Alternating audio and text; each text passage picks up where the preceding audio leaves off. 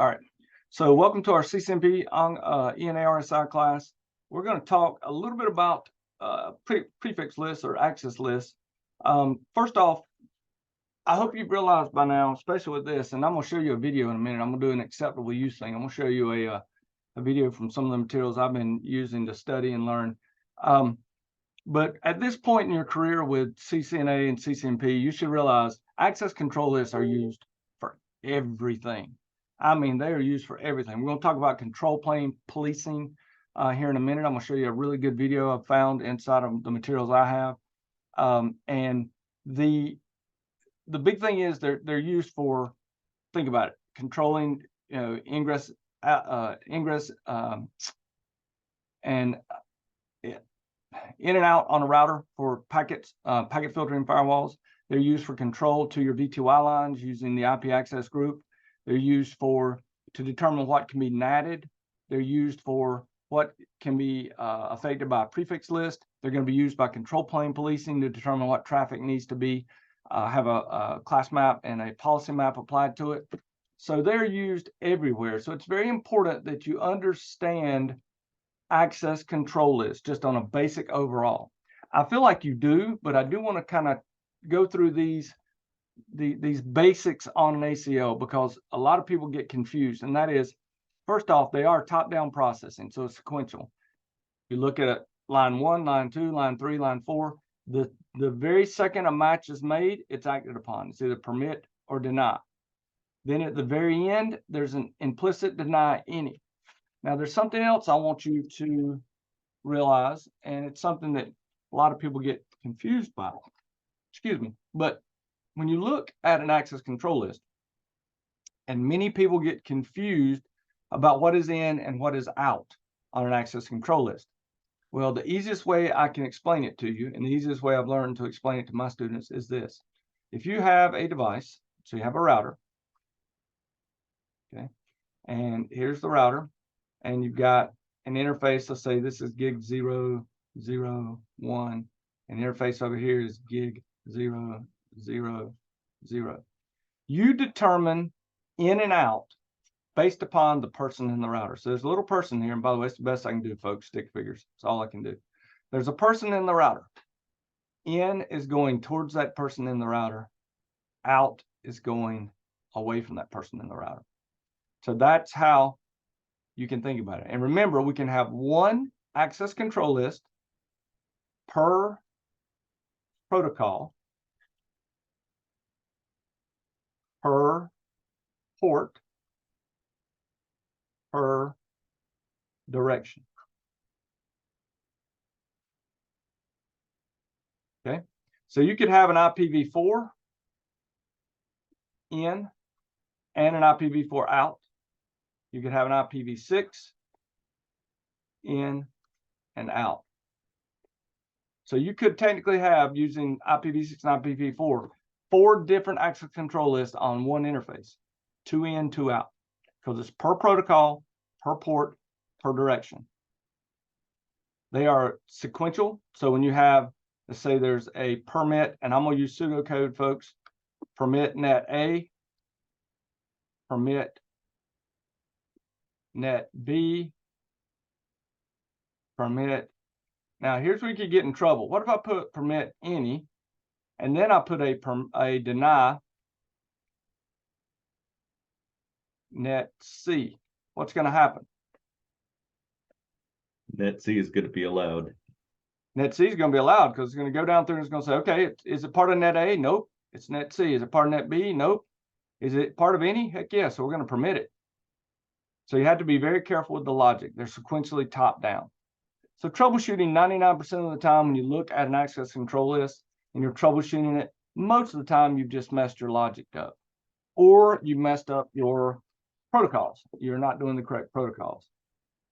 I'm not going to spend much time on ACLs other than that because I feel like you're fairly confident in those.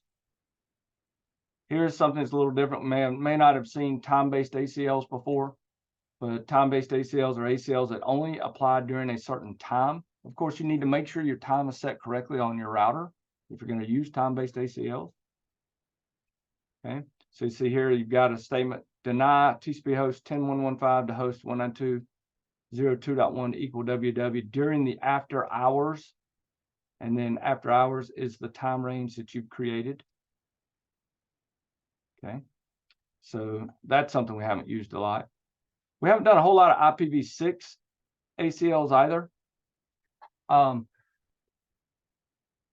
They're the same. One of the things you need to be aware of and be very careful with IPv6 ACLs is this. Slack and a large amount of the processes that exist on IPv6 require the ability for router solicitations and router advertisements and for neighbor discoveries. Without the neighbor discovery protocol, neighbor advertisements, neighbor solicitation, that is the same as ARP inside of a normal network that we have for IPv4. If you are blocking that for some reason, you got major problems. That is why you actually have an implicit permit of the neighbor discovery, neighbor advertisement, and neighbor discovery, neighbor solicitation on all of the IPv6 ACLs. Okay, you need to have those. If you don't, you can get yourself in serious trouble. So you got the implicit permit neighbor discovery. If you don't have those and didn't have them, you could break IPv6's ability to even work. So be aware of that. That's in there by default.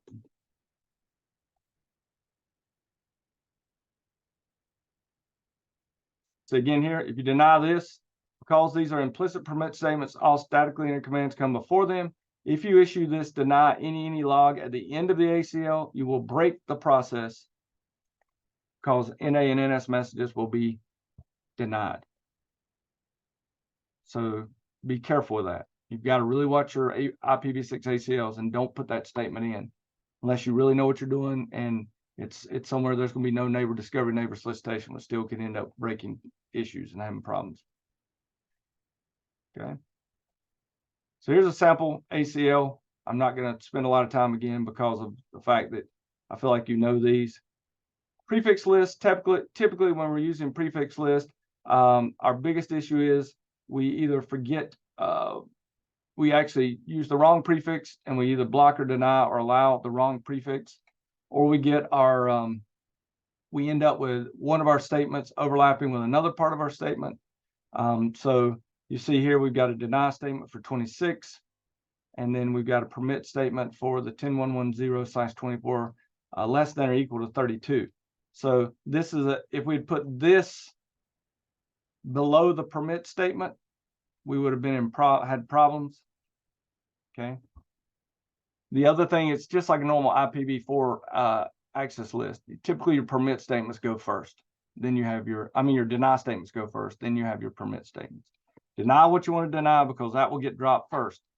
Well, the other thing you want to do with your logic is if you know a large amount of a certain type of traffic is going to be denied, put it towards the top of your ACL because you want the ACL to act on it first and get that traffic out so that it is not actually having to cross any more of the routing plane than it has to. Okay.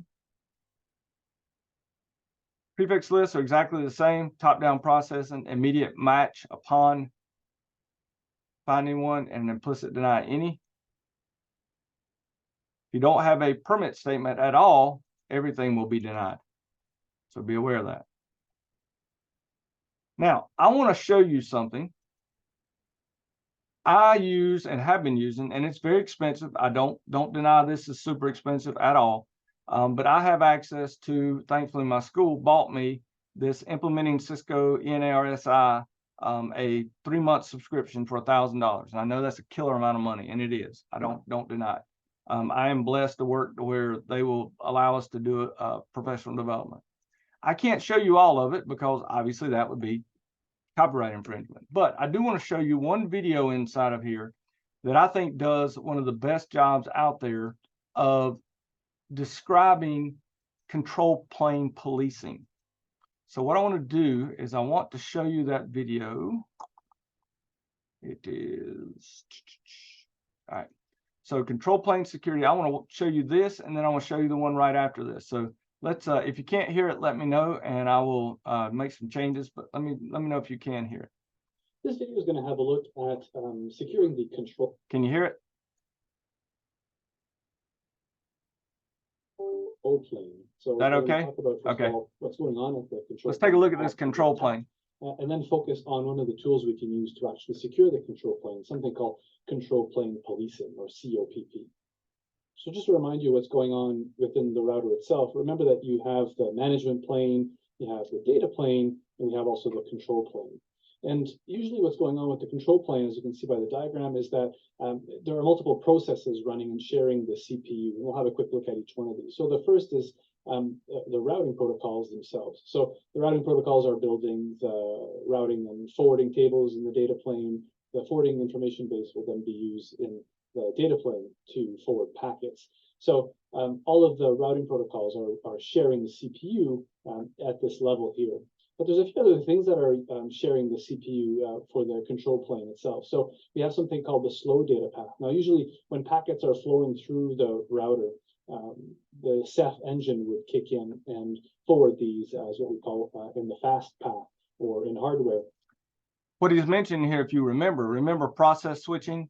The slow data plane path would be process switching, where it has to actually do a full lookup, versus the Ceph, whereas it's all built in a pre-built table and it just makes a lookup and sends it. So anything that has to go to the slow data path plane or plane path is major issues for your router. Sometimes, though, packets get sent up to get processed in software, and we call that the slow data path. And so that's also sharing the CPU with the routing protocols. And then finally, we also have management processes as well that are going to be sharing the CPU. So when we're telnetting or using SSH with the router, that's also going to hit the CPU at a certain level. So those are all things that are sharing the CPU, and the concern is that the CPU can get a bit oversubscribed and busy doing all of these things, and it'll affect the performance on the router. So how can we protect the control plane? Well, actually, there's quite a few different tools that we can use, and I said earlier, we're going to look at one in particular here in a few seconds, which is called COPP, or control plane policing. But as you can see, we can deploy, obviously, what we call infrastructure ACLs to try to filter certain types of packets from a certain source to a certain destination, and that would also obviously then protect the router from having to process those packets. When it comes to the routing. All right, quick question, class. When we're doing these infrastructure ACLs, should they be typically inbound or outbound? And I know that's a loaded question because a lot of it says it's dependent, but typically, if you're wanting to keep traffic from going across the control plane, is it going to be an inbound or an outbound? Think about how access control lists are done. Go ahead, Corey. Outbound? I mean, if you're trying to keep it off the control plane. No, it's going to be typically, let's pull my description back up here. All right. So let's imagine I've got some traffic, red traffic. It's traffic I want to get rid of. Okay. It's coming in this way. So here it comes. We know we're going to drop this traffic. We don't want it to go, we don't want it to be able to be passed. If we block it on the inbound way, it never gets into here to be actually processed across the control plane. If you block it out over here, it would go all the way through, the routing decision would be made through Ceph or whatever. It would get right here, and as it started to go out, it would be blocked. So typically I would say block it coming in. That way it never has to cross the entire route plane. It doesn't go to the control plane, doesn't go to the Ceph, doesn't go to any of those. We block it beforehand. That's why it's best to, any traffic that's going to be dropped, if it's going to be dropped on the other side of the router, drop it coming in first. And then your router never has to process it. So I will say typically, not always, but typically it would be inbound. All right, let's go back. Protocols themselves, well, and the reason being, Corey, is by the time it's going outbound, it's already crossed across the router plane. It's already went across the control plane. It's already been acted upon before it gets sent out. Because remember, it comes in an ingress interface. It has to make a route table lookup to see what egress interface it goes to. And so it's going to make that lookup and then send it out the egress. Well, if there's a block there, then it blocks it. But it's already crossed across and done the route table lookup. That makes good sense. So what, Corey? That makes sense. Protocol authentication and filtering that could help as well to protect the control plane from having to deal or process malicious packets potentially. But as I said, if we're trying to filter and protect the whole of the control plane, so not stopping packets flowing through the router, but just stopping or filtering packets that are going to the actual control plane itself, well, then we can use something called control plane policing. There's another version of this called control plane protection, which gives you a bit more granular filtering for the control plane. But as I said, the one we're going to be looking at here in a few seconds is control plane policing, or COPP. So as you can see by the diagram, we still have the same processes running on the control plane. We have our routing protocols. We have any packets that are being sent through what we call the slow data path. So all this is hitting the CPU and the control plane, and then any of the packets that are being sent via maybe Telnet or HTTP directly to the router itself are going to be processed by the control plane as well. So what we want to do is add this little filter right there. So we're going to create basically some filters to rate limit certain types of traffic and maybe drop those packets if they exceed a certain rate. So what we're going to be using is something called the MQC, the Modular Quaz CLI, to create a QoS policy that will allow us to rate limit in a very kind of granular way certain types of traffic. And this is what you're seeing on the right here. So we're going to permit or deny certain types of traffic to the control plane, and as I said, also then being able to possibly rate limit that traffic as well. And this, the advantage of the COPP is it gives us a much more easier way to manage this type of filtering than having to create these quite long and complicated infrastructure ACLs that would then be applied to physical interfaces on the router or on the VTY interfaces as well.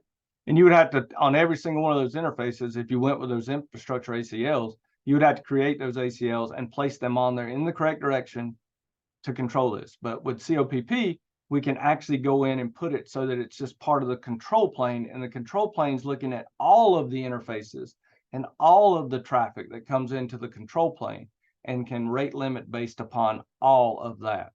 Well, so what's interesting is the control plane policing is going to be applied to a virtual interface called the control plane interface. So when we implement COPP, I guess now look, already ACLs. We've got ACLs again. We're going to identify what traffic will be seen as a traffic flow in the control plane. Then we're going to make that into match it to a class map, and then we're going to apply a COP policy to the class map. Major steps. The first step will be to actually create the policy itself, and this is where most of the configuration is going to take place. So the first one here, we're going to create ACLs that are going to allow us to identify certain types of traffic that we want to send or that should be seen by the control plane, but that we might want to police. The next one, then we're going to match those ACLs to class maps. And then we're going to take those class maps and apply them to a policy map, which will allow us to then specify different rates for the different types of classes of traffic. And then finally, we're going to apply that policy to the. Okay, so what I want to do, again, this is straight out of the ENARSI study materials from Cisco Learning Store. Folks, if you have the money, I cannot recommend enough this material. It does a great job with review questions. It does a great job. It actually has built-in labs. There are actually labs that boot up, and you have actual labs you configure inside of here. So like on my troubleshooting BGP, there's an actual lab that you can troubleshoot. There's actually a summary. There's all kinds of labs and things in here. So it's a really good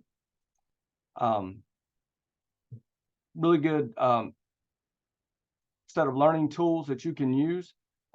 It's not cheap, but it is definitely a great set of learning tools. I do want to show you this real quickly. So as far as examples, here's a couple examples they have of ACLs that could be used. One is to first we're going to apply a COP policy to ICMP, to IPsec. So this would be any IPsec tunnels. We talked about DMVPNs last week. We talked about GRE tunnels. You can actually set up a COP policy to only allow X amount of traffic on a GRE tunnel before you will actually rate limit it. Here's one for management on the management plane. So all the different ways you would manage the router via web interface, via a secured web interface, SNMP, which is Simple Network Management Protocol. Telnet or SSH. Hopefully we'll never use Telnet, but they've got it in here. And then this is one that's based upon common routing protocols. So this would be BGP's established. This would be EIGRP's multicast and OSPF's multicast 5 and 6. So first off, we have to create ACLs. And now we wouldn't have to do all these. They're just doing this because they're showing examples of how to do it on ICMP, GRE tunnels or tunnels, management and routing protocols. You may only do it on one of these. You may only do it on routing protocols or only on the management. This is a comprehensive one here. So we've created our ACLs, our named ACLs. They're extended ACLs. We then create a class map. So it says class map, match all, management COP, and that's the name of the map right there. And then we say match anything that is going to match that ACL. So if it matches this management ACL, any of this traffic would match this instance here. Same thing with ICMP, same thing with IPv6. Any of this traffic would match that. We then create our COP policy. So policy map, COP policy, class, and here's the name. So we give it ICMP, COP, all these are names. Police, 8,000 bits per second. Conform action, transmit. So as long as ICMP is not exceeding 8,000 bits per second, transmit it. Okay. The second it exceeds 8,000 bits per second, drop it. Likewise, notice the number's higher for IPv6 because IPv6 should be sending more information. Police 64,000 bits per second, conform action, transmit, exceed, drop. On down through our management, on down through. Here is the routing. So on the routing, we go even higher, 128,000 bits per second. Okay. And then once all that's done, so you've created the ACLs, you've matched the ACL to a class map, created a class map, created your COP policy with your class maps, and determine the COP policy you're going to use. You then apply that to the control plane. Service policy input COP policy. And so all traffic coming into the control plane must conform to this set of policies. Otherwise, it gets dropped. See how much easier that is than doing it on an individual interface? Unfortunately, it's only three months is what you get typically with it, Nancy. So it's $1,000 for 3 months. So it's $300 a month. So it's not cheap, or $333.33 per month. But it's a great set of materials. It really is. Without this for Encore, I think I would have been in trouble. I will tell you too, another thing it does, I'll show you this that I like about it. With the table of contents, you'll notice especially with Encore, it does not have things you don't need. If it's not covered under the exam blueprint, it's not in here. And so it's very clear about what you need to learn. It's not as nebulous as what the book is, and it goes through it exactly. Okay. You'll notice I hadn't done a great job going all the way through it yet, but it also has these questions at the end, which I really like. Now here's show policy map control plane, and it shows you those. So if we jump back over here and we look at 22,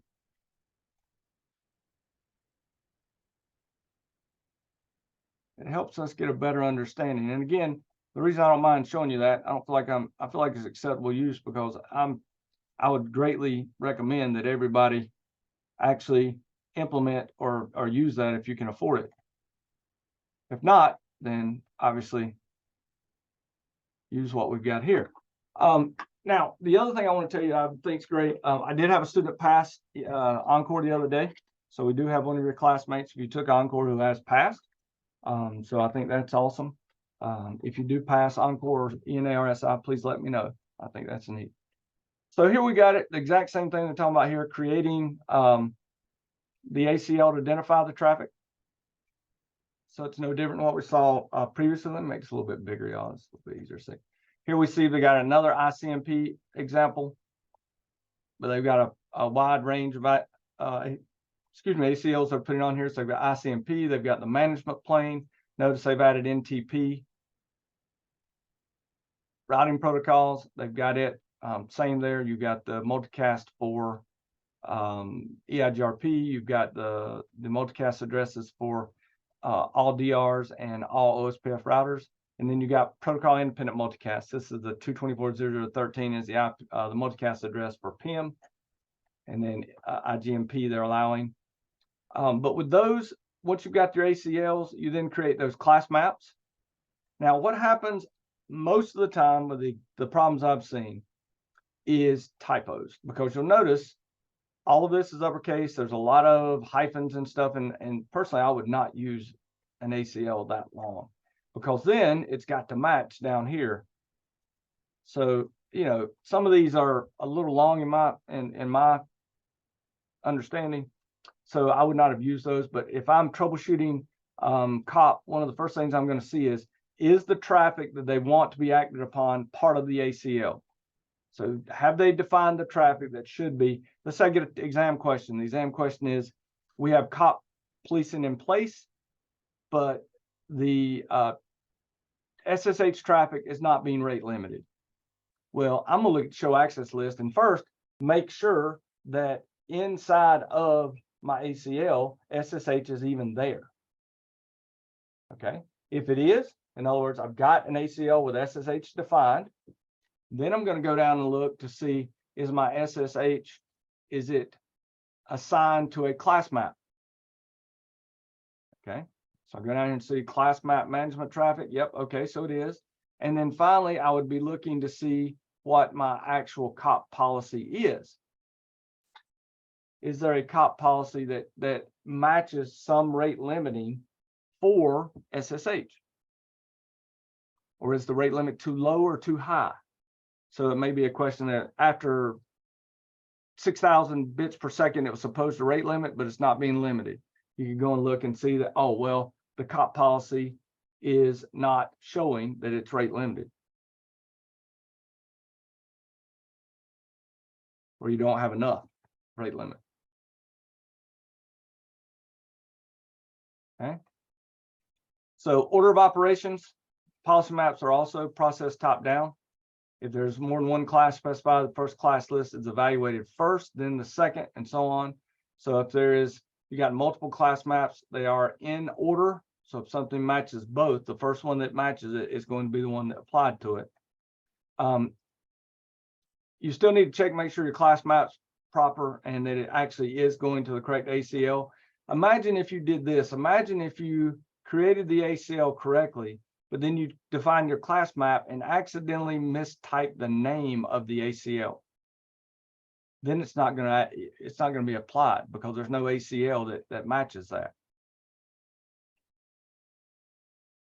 Okay. Make sure your bits per second, your committed information rate in bits per second is correct. Either correct committed information rate or rate is in there. Transmit or drop, so conform action. And then also with exceed action can transmit. And then last but not least, if it matches nothing, then it's subject to the default class, which typically is just let it pass.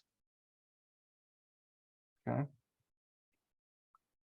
Then finally, just like we did in our other example one showed, you apply it to your service plane, to the control plane, the control plane, and it is now in effect.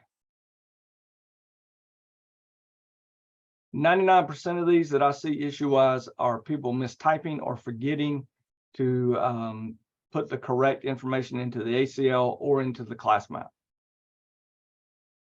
There's a lot of little places this can be messed up.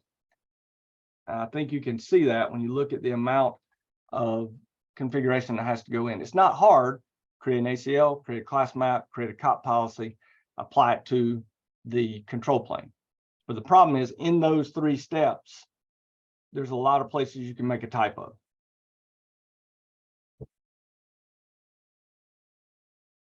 Questions?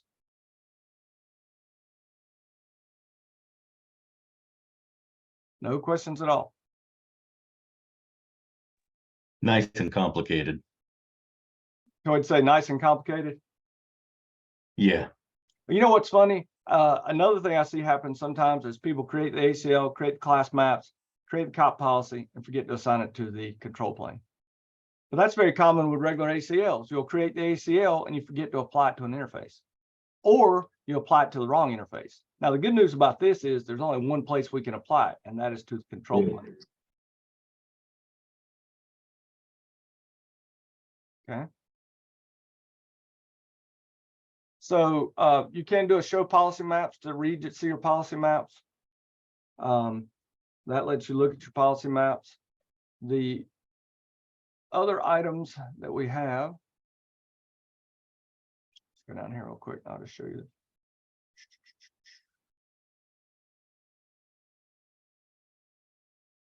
Show access list, show class maps, show policy map control plane. That will actually show you the policy map that is applied to your control plane.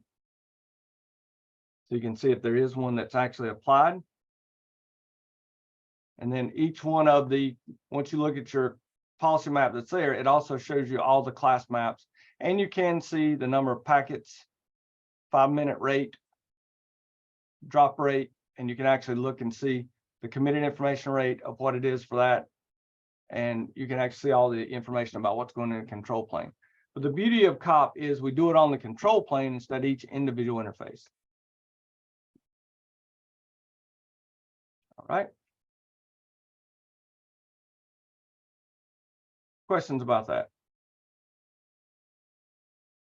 far as this, I feel confident you can read about this part and understand the first top security on IPv6. This one, again, I've now seen this several times in the book and in our reading. So no show policy map control plane, because that could show up for you to understand how to troubleshoot. The other thing I do want to do real quickly, let's pop up to, see if I can get up here real quickly. Do this. AAA, everybody knows what AAA is. Authentication, authorization, and accounting. We've used local AAA by using the local database, but you also can use TACUS server and Radius server. And you can even go into authenticating to an ICE server. Have any of you worked with ICE? No. ICE is a pretty complicated piece of Cisco's. Oh, you work with Eric? Okay. ICE is a good thing. It kind of built out of Cisco Works and then built in. It's part of DNA. Well, it's not really part of DNA Center, but it's basically their centralized security infrastructure that you can use. The way I've interacted with it is with ICE, I can log in, and when I log in and authenticate, it then gives me the ability to say what commands I can and cannot run on the network. And it also keeps up with all the commands I run through accounting. Integrated in DNA Center, yep, SD-WAN, and yep, all the SD stuff. If you ever get a chance to go to Cisco Live, there's a lot of good labs for DNA Center at Cisco Live you can play with. We don't get to play with that a lot out in our world because it's such an expensive product. It's only in very large environments. See if there's anything here I need to kind of go over. I don't really think so. I will warn you about this. UDP port 1812 and 1813. That shows up sometimes in discussing ACLs and trouble tickets. There'll be an ACL that blocks UDP, and Radius is not working because it uses 1812 and 1813 or 1645, 1646, which is Cisco's default ports. The default IEEE port that most people use is 1812, 1813 for authorization and accounting, and Cisco uses 1645 for authentication, 1646 for accounting. So if you can't get your Radius stuff to work, check to see if there's something blocking the UDP ports 1645, 1646, or 1812, 1813, because a lot of people change it over to the more common ports. You can see here, they've changed it to be they're using a Radius server that uses 1812 and 1813, which is the common port that everybody uses instead of Cisco's default port. All right. Everybody's really all I've got for today. I hope everybody's doing well. We are down to the last couple of weeks here. let me go ahead and show you this. I am going to go in onto our class. And I'm going to make sure everybody needs to remember that there are actual module or chapter exams inside of this class. So you do need to take these. These are all on. They're actually on well past the end date of the class. I've got them on to 8:30. I'm going to turn on the course feedback's already active. The final exam is active until 7:27. So I will go ahead and turn this on again at 4:54 p.m. So I'm going to turn this on 7:27, 4:55. And we'll turn it on for 7 more days. So if you want or need to take the written final, you can do so. Remember, unfortunately, there is no voucher or discount for the CCNP, but I'd still like you to score at least a 70 or higher, preferably an 80 or higher on the final exam. If you take it and don't score that and want to retake it, just let me know and I'll re-enable it for you. But it's on until the 27th, then it comes back on again for 7 more days. Our official end date is August the 9th. I will have class on August the 9th. I'm not going to have class next week. So we won't have class next week, but we will have it on August the 9th. Any questions? Did you show that there were packet tracer assessments that we had to do? No, there are no packet tracer assessments. No. Yeah, if you saw that, there were none in there. So if you look at we go back over here and look under the create, there are no packet tracers. It's okay. Yeah. All your stuff's in the lab. So remember, you need to complete 25 labs inside of NetLabs. And I've actually had somebody complete this class and request their continuing education credits. One thing that you need to do once you request, if you finish the class successfully, and I credit you, and you're going to request your credits for CE credits, and this is through the Cisco, like we did with CCNP Encore, let me know, because I have to submit a ticket that says, Corey Knowles has applied for credit. Here's the additional things they did. So when everybody puts it in, I'm just going ahead and submitting an extra ticket to make sure there's no issues when you try to get your credit for these classes, like there was, all the issues we had with CCNP Encore. And the reason is this, and it makes total sense to me. When you submit for your credit, what they do is they go in here and look on the course on NetAcad and they go, well, the only thing these people did was they took the chapter exams and they took the final. I'm not giving them credit for that. They didn't do any real work. But they don't know that, even though you're doing this, you're agreeing up here on this non-NetAcad required items, all this is in here and it says you've done this. I'm actually copying this and submitting it as a trouble ticket and saying, this person is applying for credit. They did all the stuff inside of NetAcad, plus they did all of this on my system and I can prove it. And the hope is that will keep any of us from being denied your CE credits. Does that make sense? And if you hadn't applied for any CE credits before, this one's worth 48 points or 48 credits, and I will send them to you. I'll send you the process when this class is over. Okay.